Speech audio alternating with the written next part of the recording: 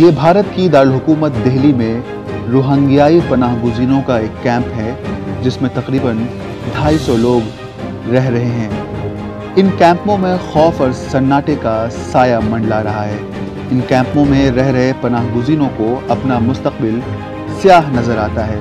اپنے وجود کی لڑائی لڑ رہے پناہ گزین مہاجرین ششو پنج میں ہیں کہ اب ان کے ساتھ کیا ہوگا، ان کے بچوں کے ساتھ کیا ہوگا، کیا انہیں برما واپس بھیج دیا جائے گا؟ ان کا یہ کہنا ہے کہ برما میں ہمیں کسی طرح کا حق حاصل نہیں، رائے دہندگی، تعلیم اور پرسکون زندگی جینے کا بھی حق میسر نہیں، تو ہم کیسے مان لیں کہ ہمیں وہاں بلا کر باعزت زندگی گزارنے کا موقع دیا جائے گا؟ جب ہمارے رائٹ ملے گا، ہمیں ووٹ دینے کا حق ملے گا، ہم اس دیش کے لوگ ہیں، ہماری عزت نہیں ہے کوئی بھی وہاں پہ۔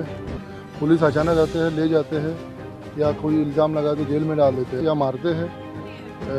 دکان میں آتے ہیں کوئی بھی سامان، پولیس آ کے لے جاتے، سرکاری لوگ آ کے لے جاتے ہیں، پیسے نہیں دیتے ہیں۔ ان برمی مہاجرین کا ڈر اور خوف اور بھی بڑھ گیا ہے کیونکہ دلی پولیس ان پر دباؤ بنا رہی ہے کہ وہ ایک نامعلوم دستاویز پر دستخط کریں۔ میں نہیں بولوں گا، اس فارم بولوں گا تو مجھے فرما مانے گا، یہ ہمارے کنٹری کا ہے بولے گا، وہاں لے جائے گا، پھر کیمپ پہ رکھے گا، وہ ہو سکتا ہے مار بھی دے سکتے ہیں۔ دلی میں رہ رہے ہزاروں برمی مہاجرین کے ارد گرد خوف اور دہشت کا سایہ منڈلا رہا ہے۔